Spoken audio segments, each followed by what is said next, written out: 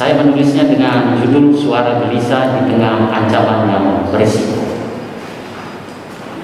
Akibat perubahan iklim, badai cuaca ekstrim Seroja 4 April 2021 di Lembata, 72 orang meninggal atau hilang, 100-an orang luka-luka, 1000-an orang mengungsi.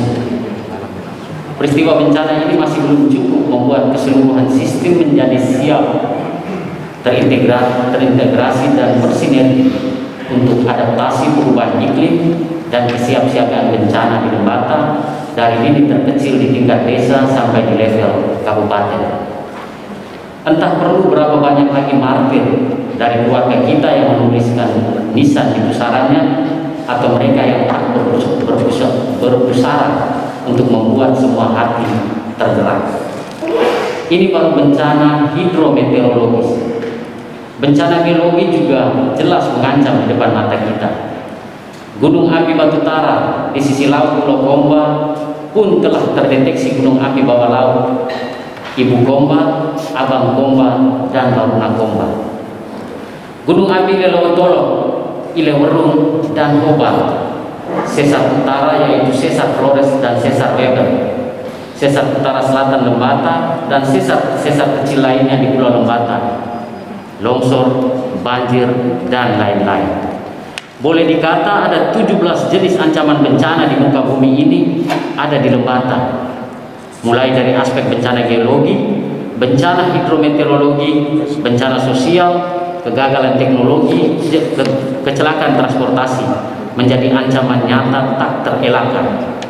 Menilik sejarah bencana Lembata, kita dapat berkaca pada peristiwa bencana yang terjadi di masa lampau sampai bencana terakhir Seroja 4 April 2001. Potensi bencana letusan Gunung Ilelewotolo yang diketahui dan tercatat atau terdokumentasikan sebanyak 13 kali sejak tahun 1660 dan terjadi lagi secara berturut-turut tahun 1819, 1849, 1852, 1864, 1889, 1920, 1939, 1951, 2007, 2012, 2017, 2020. Dari sejarah terkait peristiwa atau kejadian bencana letusan Gunung Ilelewotolo di masa lampau dan di saat ini, periodisasi istirahat Gunung Ilelewotolo diketahui yakni terpendek hanya 3 tahun dan terpanjang 159 tahun. Dari data ini mau menegaskan kepada kita bahwa ancaman bencana itu bukan dongeng atau mimpi, tapi nyata, selalu ada dan dekat dengan kehidupan kita. Dan ini hanya soal waktu, kapan saja dan bisa menimpa siapa saja. Sejarah mencatat ancaman bencana nyata di depan mata. Korban telah jatuh, kerugian tak terhitung nilainya, kerusakan lingkungan semakin parah, hanya trauma dan dampak psikososial yang masih tersisa, tapi belum banyak yang kita lakukan.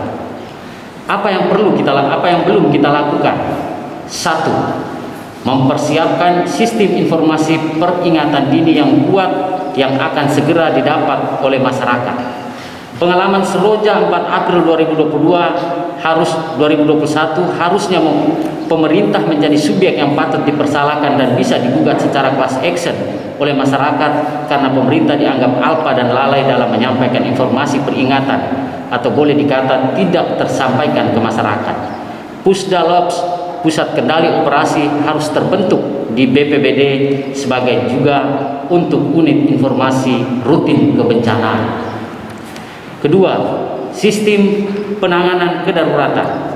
Sistem penanganan kedaruratan harus bagus dengan adanya rantai komando penanganan bencana yang terintegrasi kuat dari kabupaten, kecamatan, desa, dusun sampai RT.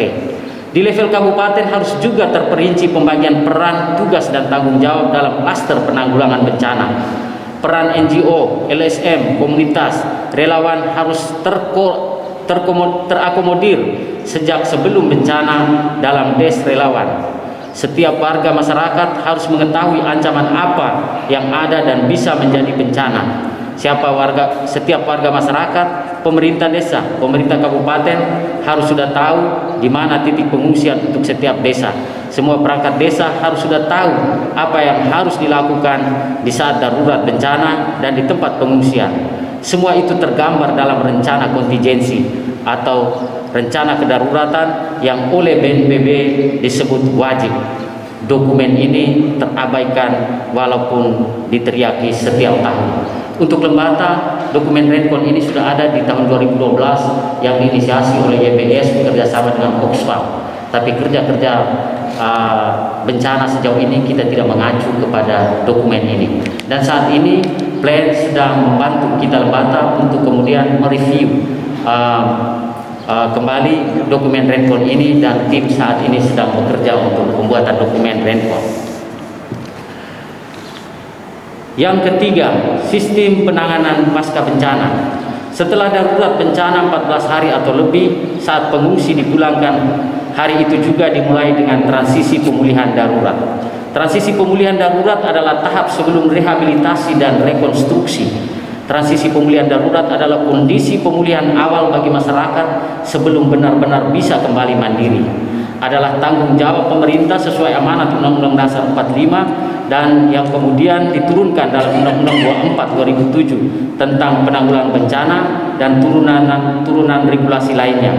Belum dilihat sebuah skema penanganan transisi pemulihan darurat yang baik dan komprehensif, kolaboratif, kerja antar OPD dan kemitraan dengan NGO LSM.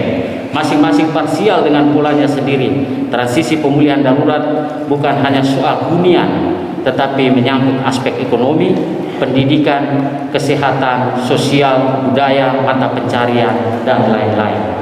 Untuk tiga hal ini sebenarnya instrumennya sudah sangat kuat, tertuang dalam Permendagri 101 2011 2018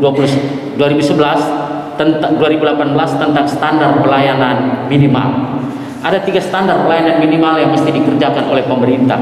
Yang pertama, informasi rawan bencana. Yang kedua, pencegahan dan kesiapsiagaan terhadap bencana.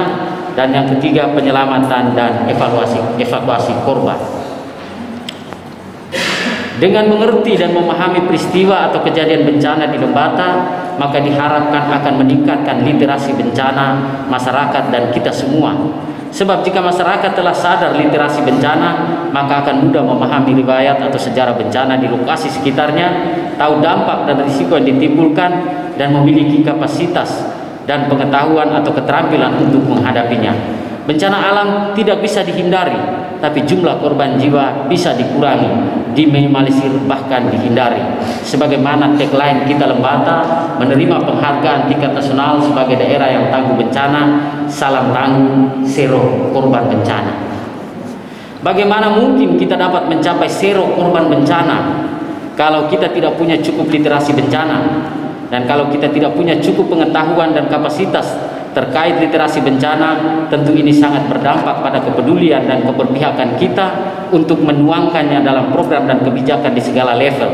Untuk capaian Lembata zero korban bencana, maka semua orang, semua pihak harus memahami bahwa paradigma bencana baru adalah keseluruhan sistem penanganan multisektor, multi pihak.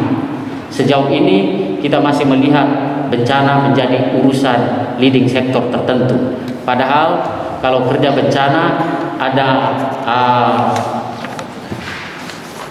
5 aset yang harus bekerja secara bersama-sama. Kalau dulu hanya 3, sekarang sudah menjadi 5, yaitu pemerintah,